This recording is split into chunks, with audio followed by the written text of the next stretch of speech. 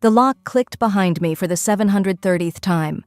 I know because I counted every single day, every single hour in that basement. 2 years. 730 days of concrete walls, dim lighting, and the sound of laughter echoing from above. His laughter, her laughter, his family's laughter. They thought they'd broken me. They thought I was just another foolish girl who'd fallen for a charming smile and expensive suits. But Matteo Donovan and his twisted family didn't know one thing.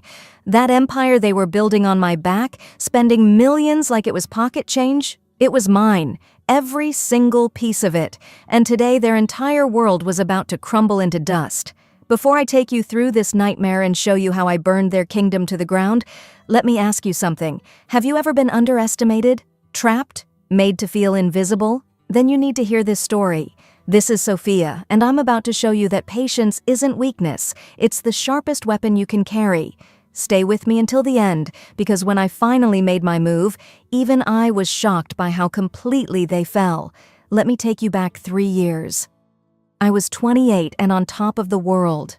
I'd built next-gen analytics from absolutely nothing. Just me, my laptop, and an idea that revolutionized how companies handled data security. $50 million. That's what my baby was worth, and I'd earned every penny through sleepless nights and endless work.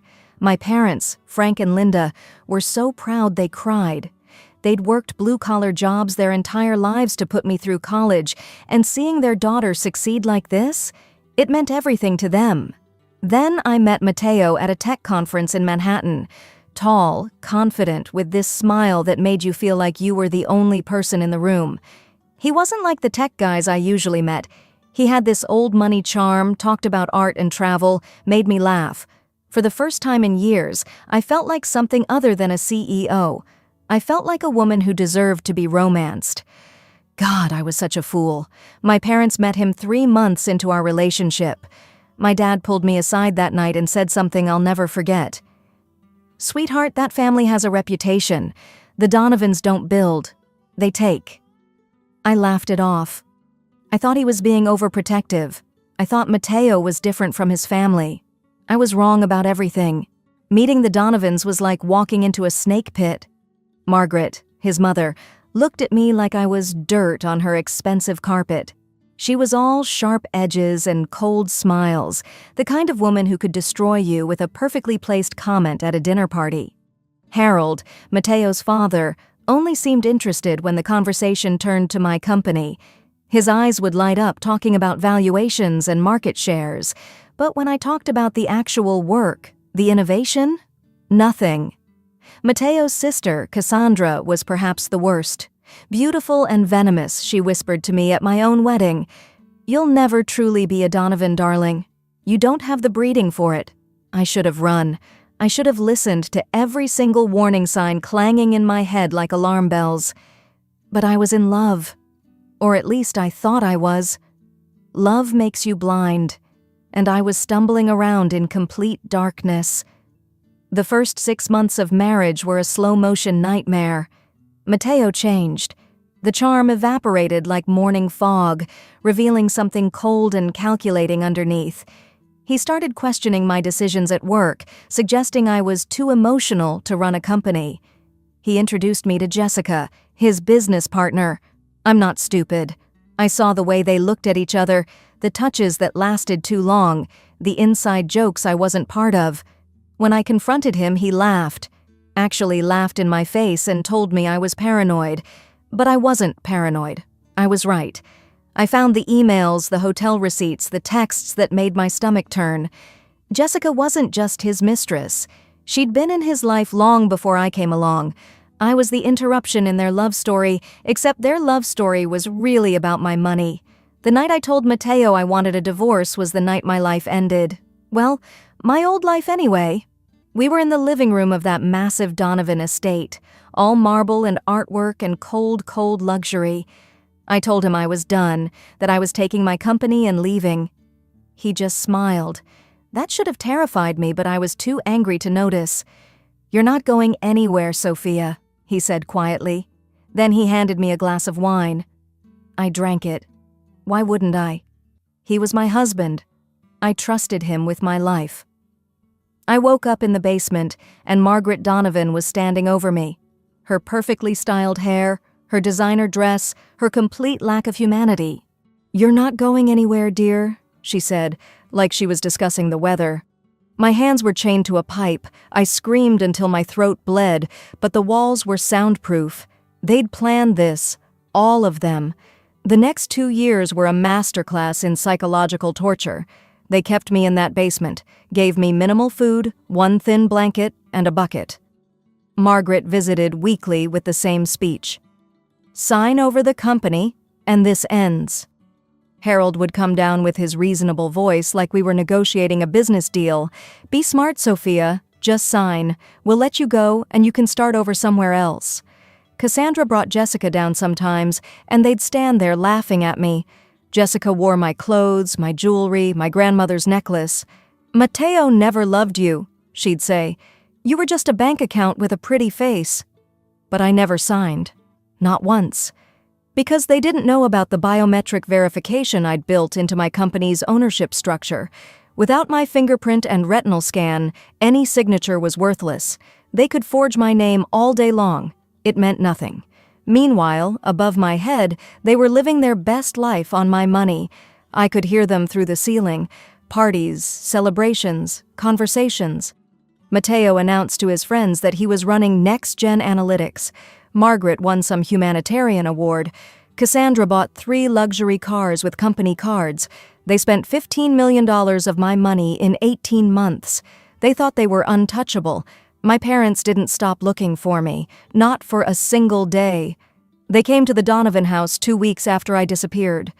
I heard their voices upstairs, and I screamed and pounded on the walls until my hands bled, but no one heard. The soundproofing was too good. Mateo told them I was in Singapore expanding the business. Margaret backed him up with fake sympathy. "She's so busy, barely calls us either. You know how ambitious she is." They showed my parents fake emails from me because Mateo had hacked all my accounts. My dad didn't believe them. My mom told me later that she cried every night because she knew in her bones something was wrong. They hired a private investigator, but the Donovans had connections everywhere. Police dismissed their concerns. "Your daughter is an adult," they said. "She has every right to travel for work." My parents were helpless, and that broke my heart more than anything the Donovans did to me. But my parents weren't my only hope. Grace, my business partner and closest friend, knew something was wrong. She noticed that Sophia attending board meetings via video looked slightly off. She noticed financial transfers that made no sense. Grace was brilliant. She'd helped me build NextGen from nothing, and she knew how I thought, how I operated. These decisions weren't mine. In month 14, something happened that changed everything. Cassandra got drunk at one of their parties and left her phone in the basement by accident. I had maybe 3 minutes before the battery died. My hands were shaking so hard I could barely type, but I managed to send one encrypted email to Grace, just 5 words: "Prisoner, Donovan House, basement, alive, start Plan Phoenix." Plan Phoenix was something Grace and I had created years ago, an emergency protocol in case either of us was ever in danger. It included access codes, legal contacts, and a network of people we trusted. Grace understood immediately. She didn't go to the police because she knew the Donovans owned them. Instead, she did something smarter. She started gathering evidence. For the next 8 months, Grace worked with my parents in complete secrecy. They documented every suspicious financial transaction. Mateo had taken $15 million from the company through fake contracts. Jessica had a consulting firm that existed only on paper. $3 million gone. Margaret and Harold used company credit cards like personal ATMs, $2 million in luxury purchases. Cassandra had charged $800,000 in designer clothes and jewelry. They were bleeding my company dry, and they were stupid enough to leave a paper trail. But evidence of financial fraud wasn't enough. They needed proof that I was being held prisoner, and that was nearly impossible to get, until the Donovans' own arrogance handed it to them. Month 22. The Donovans decided to throw a massive charity gala. Mateo was going to announce a $5 million donation from Next Gen Analytics to various causes. Margaret was receiving some ridiculous humanitarian award.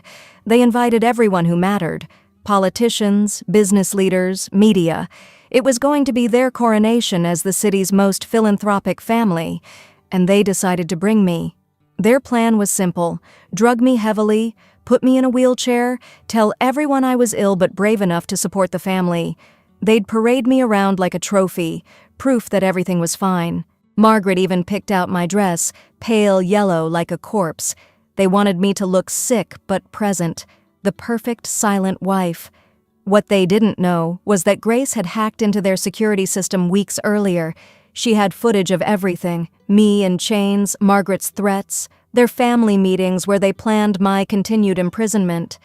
She'd also contacted the FBI because this wasn't just a local crime anymore. This was kidnapping, fraud, and conspiracy on a massive scale. The night of the gala, they brought me upstairs for the first time in months. The lights hurt my eyes. The dress hung off my body because I'd lost 30 pounds. They shot me full of sedatives, but I'd built up a tolerance after 2 years of their drugs. I was more alert than they realized. I just kept my eyes half closed and my body limp. Let them think they'd won. The ballroom was stunning: crystal chandeliers, champagne towers, designer gowns everywhere. I was positioned in my wheelchair near the stage, a tragic figure in the background. Margaret worked the room like the queen she thought she was. Mateo had his arm around Jessica, who wore my grandmother's necklace like she'd earned it. Cassandra held court with a group of socialites, probably talking about her latest shopping trip funded by my money. Then my parents arrived. They weren't invited, but they pushed past security because they knew this might be their only chance. My mom saw me and screamed, just screamed my name and ran toward me. "Baby, what did they do to you?" Margaret intercepted her, all fake concern. "She's just tired from her treatments, Linda. Please don't upset her." My dad was right behind her, and I saw his face crumple when he saw me. "What treatments?" he demanded. "Where has she been?" Harold stepped in with his calm, lying voice. "Singapore General Hospital. Very exclusive care. We've been taking wonderful care of your daughter."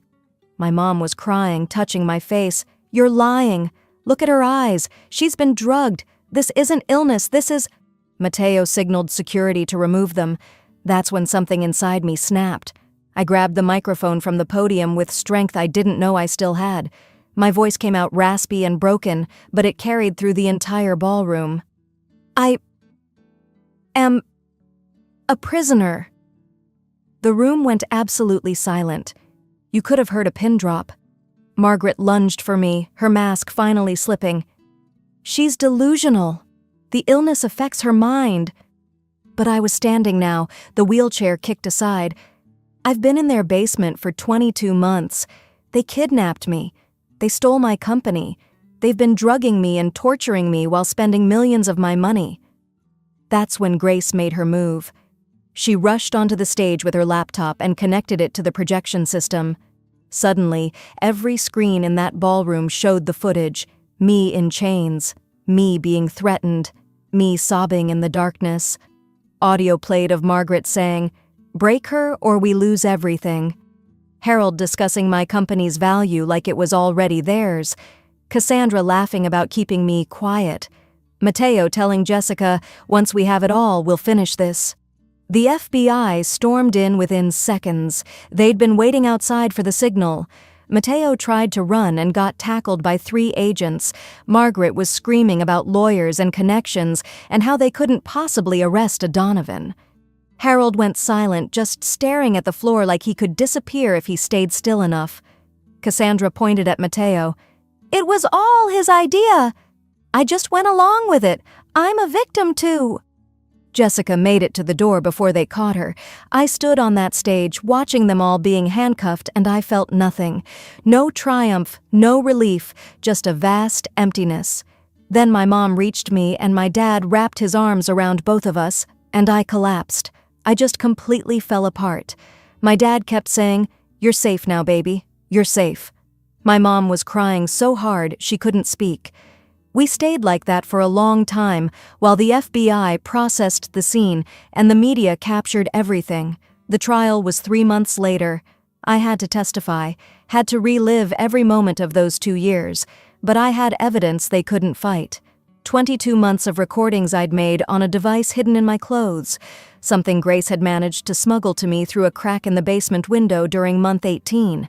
Every threat, every assault, every conversation where they planned my destruction. It was all documented. Mateo got 25 years, Margaret got 20, Harold got 18, Cassandra got 15, Jessica got 12. The judge said they were a conspiracy of cruelty and that their complete lack of remorse warranted maximum sentences. Margaret actually laughed in court when the sentence was read. She still thought the Donovan name would save her somehow. It didn't. They seized everything. The mansion, the cars, the artwork, every single asset. It all went to repaying what they'd stolen from me and covering damages. The Donovan empire that had stood for 3 generations was completely destroyed in one afternoon. That was 3 months ago. Today, I'm standing in my office at Next Gen Analytics, looking out over the city. My company isn't just surviving, it's thriving. We're worth $120 million now. I'm on the cover of 3 business magazines with headlines like "The Phoenix Who Rose from Hell" and "Tech CEO Reclaims Empire from Captors." But that's not what I'm most proud of. I took the Donovan Mansion, the place where I suffered for 2 years, and I turned it into a women's shelter. The basement where they kept me? It's now a memorial room with the stories of other survivors. Every woman who walks through those doors knows that survival is possible, freedom is possible, justice is possible. I started the Phoenix Foundation with $20 million of my own money. We help people who are trapped, imprisoned, abused. We have lawyers, investigators, safe houses, and a network of people who understand that sometimes the system fails and you need someone to fight for you. We've helped 300 women escape dangerous situations in 3 months. My parents? They're at my apartment every Sunday for dinner. My mom cooks, my dad tells terrible jokes, and we're rebuilding the time we lost. Grace is now my co-CEO because I learned something important. You can't do everything alone. You need people you trust, people who will fight for you when you can't fight for yourself.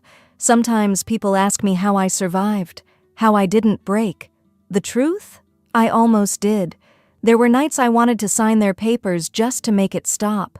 Nights I thought about giving up entirely, but then I'd remember something my dad told me when I was starting my business. "Sophia," he said, "success isn't about never falling. It's about making sure when you get back up, you're stronger than whatever knocked you down." The Donovans thought breaking me would give them power. They didn't realize that every day I survived, I grew stronger. Every time they hurt me, I memorized their patterns. Every time they celebrated above my head, I planned my next move. They saw a victim. I was becoming a weapon. They lost everything, their name, their wealth, their freedom, their future. And me? I didn't just survive. I conquered.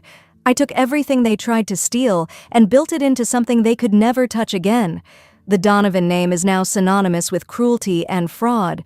My name is synonymous with resilience and justice, so if you're in a dark place right now, if someone has you trapped and you think there's no way out, remember this: your enemies often trap themselves. You just have to be patient enough, smart enough, and strong enough to watch them do it. Document everything. Trust the right people. And when the moment comes, strike with everything you have. That's my story. 22 months of hell, but I emerged with everything I deserved and watched them lose everything they stole. If this moved you, if you know someone who needs to hear this, share it. Let them know that silence isn't surrender. It's strategy. And sometimes the best revenge isn't just winning. It's watching them destroy themselves while you wait for the perfect moment to take back what was always yours. This is Sophia, and I'm living proof that the phoenix always rises from the ashes. The only question is, what will you do with your second chance when it comes?